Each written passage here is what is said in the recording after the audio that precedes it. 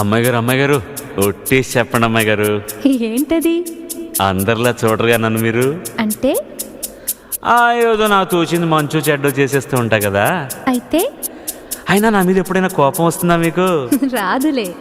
అంటే అంటే నేనంటే నువ్వంటే మీకెంతో నాకెంతో ఇష్టం అన్నమాట.